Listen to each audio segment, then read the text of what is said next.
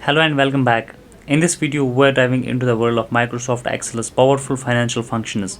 Whether you are a student, a finance professional, or just trying to manage your personal budget, these functions are incredibly useful. So, Excel's financial functions help you perform common financial calculations like determining loan payments, finding future value of investments, and calculating depreciation. They simplify complex formulas and save you a ton of time. Today we will cover three essential functions, that is the PMT function, FE function and PV.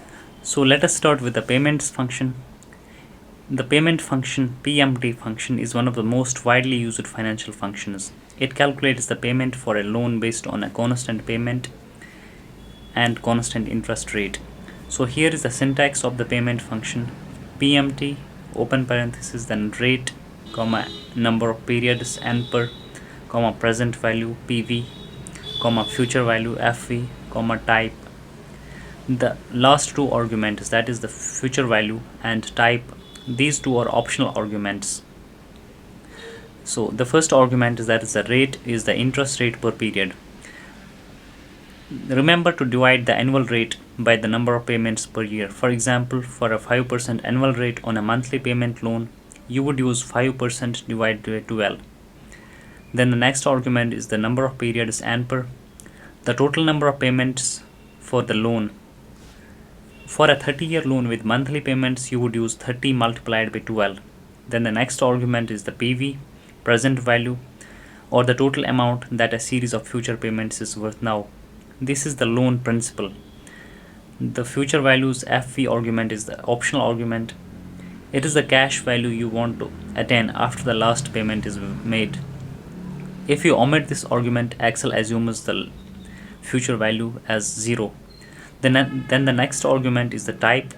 It also is an optional argument and it indicates when payments are due. 0, or if you omit the payments, then Excel assumes that payments are at the end of the period, while if you put 1 at this for this argument, then that means the payments are at the beginning of the period. Now let's look at how we can practically use the payment function in Microsoft Excel. Here in this example we have the loan amount, that is 5 lakh rupees. Then we have the annual rate of interest, that is 10.50, and we have number of years, 5 years. We have to calculate monthly installment and quarterly installment. Let's first calculate the monthly installment in this case. So we will use the payment function PMT. Then the first argument is the rate, that is this value here in cell B4. We will divide it by 12 because we have to calculate the monthly payment. The rate is the annual rate. We will divide it by 12 to calculate the monthly rate. So that will be B4 divided by 12. Then the next argument is the number of periods, that is number of years is 5. We will multiply this value by 12 to calculate the monthly payment. Then the next argument is the present value PV. Present value in this case is the loan amount, so that is this value here, 5 lakh. Then the last two arguments, that is future value and type, they are the optional arguments. We will ignore those arguments. Then we will hit enter on the keyboard, and here we have the monthly payment, that is minus 10,746. This is a minus value here because we are making the payment. It's a cash outflow, that is why Excel is giving it as a negative value. Then the next we have to calculate quarterly installment. Here is how we can calculate the quarterly installment. We will again use the payment function PMT, then rate. This time rate will be this value here divided by 4 to calculate the quarterly payment. Again, number of periods, for number of periods we will use this value here, 5. Number of years multiplied by 4. Then we have to use the present value. We have to input the present value, that is the loan amount, and close the parenthesis, hit enter on the keyboard. So here we have the quarterly payment, that is 32,453. Now let's consider a different scenario. Suppose again you are taking a loan of 5 lakh rupees at the rate of 10.5% for 5 years, but in this case Your goal is that at the end of the 5th year, you should have the outstanding loan amount of 1 lakh rupees only. So how will you calculate the monthly installment in that case? It is simple again. You will use the payment function. Your rate of interest will be this divided by 12, because it is you are calculating the monthly installment. Number of periods will be number of years multiplied by 12. Then present value will be this loan amount, and future value in this case will be 1 lakh, because at the end of the 5th year you want that you should have the outstanding loan amount of 1 lakh only. But it will be a negative figure, because outstanding loan amount is the amount you have to pay back. That is why it's a cash outflow. That's why it is we are putting a negative sign before this amount, negative 1 lakh. Then we will ignore the 5th argument, the type argument, close the parenthesis, hit enter on the keyboard. So with a monthly installment of 9,472, when you continue to pay this much amount for 5 years, at the end of the 5th year you will have an outstanding amount of 1 lakh only. That is what the future value argument in the payment function means. The next Excel's finance function we are going to look at in this video is the future value function. The future value calculates the future value of an investment based on a series of constant periodic payments and a constant interest rate. The future value function can be used to calculate how your investments will grow over time. So here is the syntax of the future value function: equal to FV. Then we have these arguments: rate, NPER, that's number of periods, payment, present value, and type. Now let's look at an example of how we can calculate the future value in Microsoft Excel. In this example, we have the annual rate, that is 10.5%. We have number of years, that is 5, and we have a monthly payment, that's 10,000. Now we want to calculate how much a monthly payment of 10,000 continuously for 5 years will be after 5 years. So let's use the future value function equal to FV. Then the first argument for the future value function is rate, that is the annual rate 10.5%. Remember that we have to convert this annual rate into a monthly rate to make our calculations consistent, because we are making a monthly payment. So our monthly rate will be annual rate divided by 12. So this is the first argument. The next argument is number of periods. Number of periods also we have to convert the number of years into number of periods. For that we need to multiply this number of years by 12.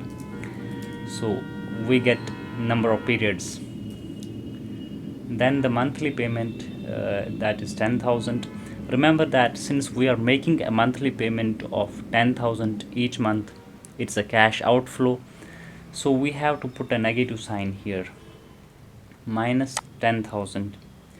So these are the mandatory arguments, 3 mandatory arguments for the future value function. We will close the parenthesis here and hit enter on the keyboard. Now we get a future value of 7,84,689. So this is what our monthly payment of 10,000 continuously for 5 years will be after 5 years. We will calculate the actual amount where actual cash outflow for 5 years, that is this value here, 10,000 multiplied by 5 multiplied by 12. So this will be the actual amount, that is 6 lakh, and after 5 years this 6 lakh becomes 7,84,000, because our investment grows each month at an annual rate of 10.5%. So this is how you use the future value function in Microsoft Excel. Now let's also try to incorporate 2 optional arguments in the future value function. The first one is the present value. It is the lump sum amount you are making at the beginning of the period. So let's assume that at the beginning of year 1 we are making a lump sum payment of 1 lakh. That will be minus 1 lakh, a minus because it's a cash outflow.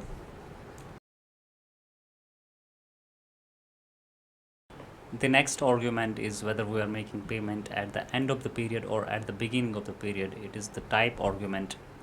The default option here is a 0. If you omit this argument, Excel will assume that it is you are making the payments at the end of the period. But if you are making the payments at the beginning of the period, then you need to put a 1 here, then close the parenthesis. So this is how you can use these two optional arguments for the future value function.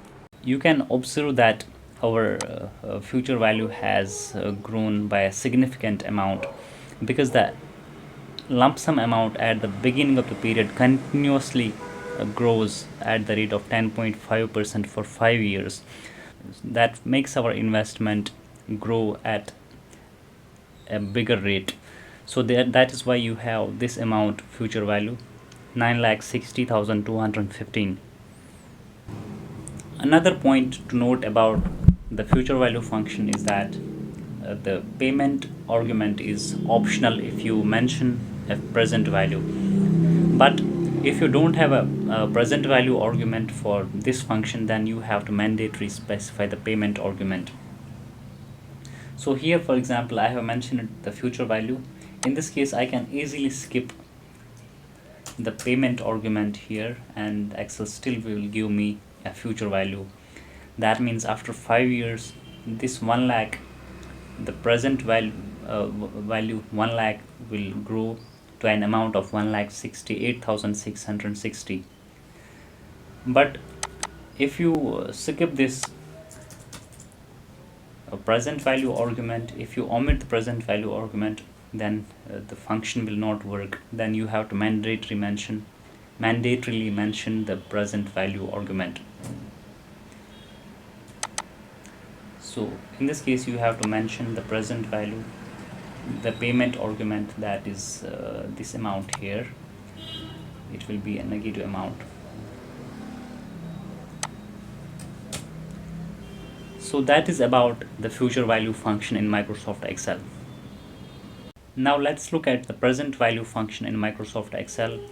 So the present value function is one of the financial functions that calculates the present value of a loan or an investment based on a constant interest rate. You can use the present value with either periodic constant payments such as mortgage or other loan, or a future value that is your investment goal.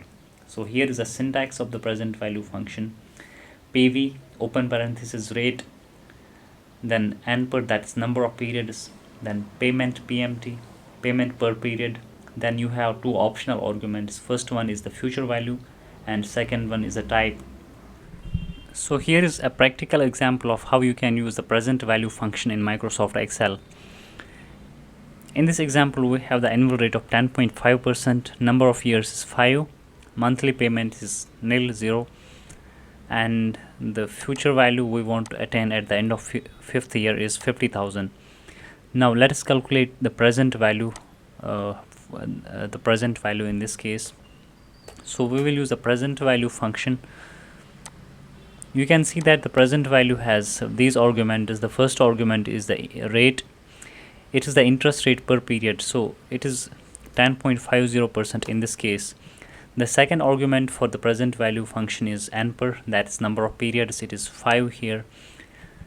Then we have the next argument, that is payment. We can ignore the payment argument in this case because we have the additional argument future value argument. We don't have any monthly payments, that is why we're ignoring the payment argument here.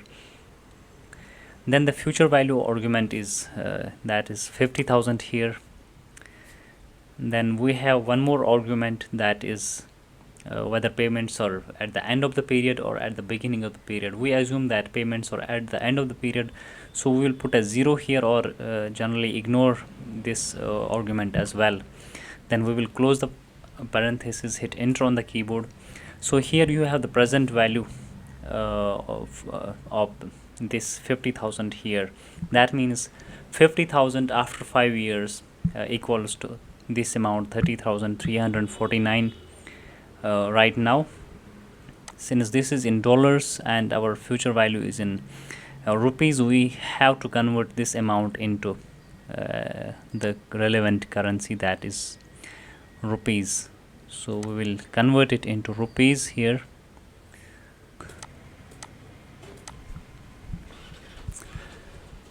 So that is how you can use the present value function in Microsoft Excel. You have to remember that when you have a future value, in that case you can ignore the monthly payment, and if you don't have any future value, then you have to mandatorily input the value for the monthly payment, that is PMT argument of the present value function. So that is all in this video. I hope this video was helpful. If you like the video, please give it a thumbs up. Keep supporting, subscribe the channel. Thanks for watching, and I will see you in the next video.